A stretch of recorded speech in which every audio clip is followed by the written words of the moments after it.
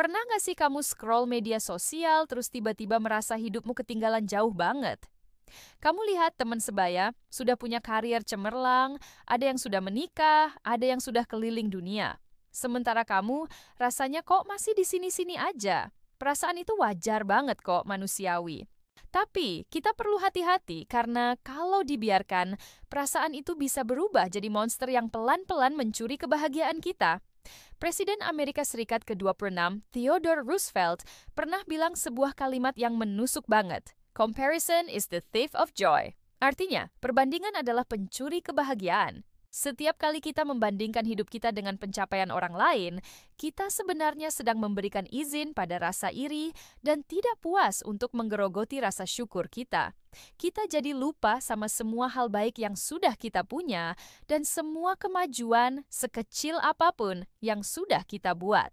Kenapa kita sering banget terjebak dalam perbandingan ini?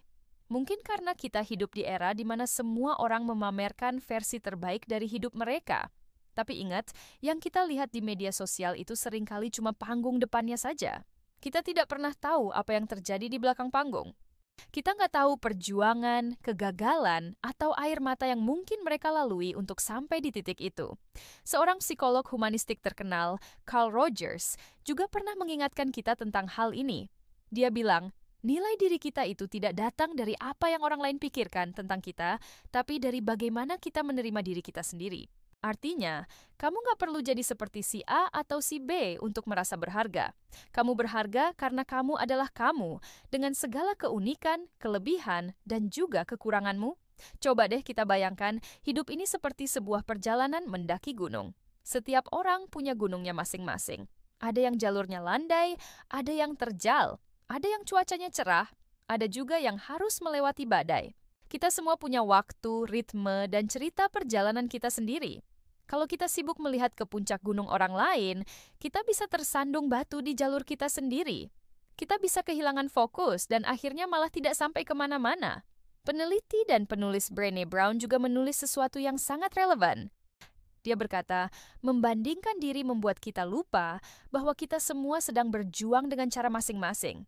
Kita semua punya pertarungan sunyi yang tidak terlihat oleh orang lain. Jadi, daripada membandingkan, kenapa kita tidak mencoba untuk saling mendukung? Jadi, gimana caranya supaya kita bisa berhenti dari kebiasaan buruk ini? Mulai hari ini, mari kita coba buat sebuah komitmen kecil. Setiap kali muncul keinginan untuk membandingkan diri, coba tarik napas dalam-dalam dan alihkan fokusmu kembali ke dalam. Tanyakan pada dirimu, apa satu hal kecil yang bisa aku lakukan hari ini untuk menjadi versi diriku yang lebih baik dari kemarin? Fokuslah pada kemajuanmu sendiri, bukan pada posisi orang lain. Rayakan kemenangan-kemenangan kecilmu. Kamu berhasil menyelesaikan tugas yang sulit? Hebat! Kamu belajar skill baru hari ini? Keren!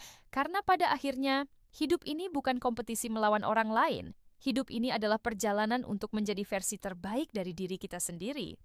Kamu tidak harus jadi hebat seperti mereka. Kamu hanya perlu jadi lebih baik dari dirimu yang dulu. Dan percayalah, saat kamu benar-benar berhenti membandingkan dan mulai fokus pada perjalananmu sendiri, kamu akan menemukan kedamaian dan kebahagiaan yang selama ini kamu cari. Kamu akan sadar bahwa kamu sudah cukup dan kamu sedang berada di jalur yang tepat untukmu. Terima kasih sudah nonton sampai akhir. Kalau kamu merasa video ini bermanfaat, jangan lupa like, komen, dan subscribe ya. Sampai jumpa di video selanjutnya.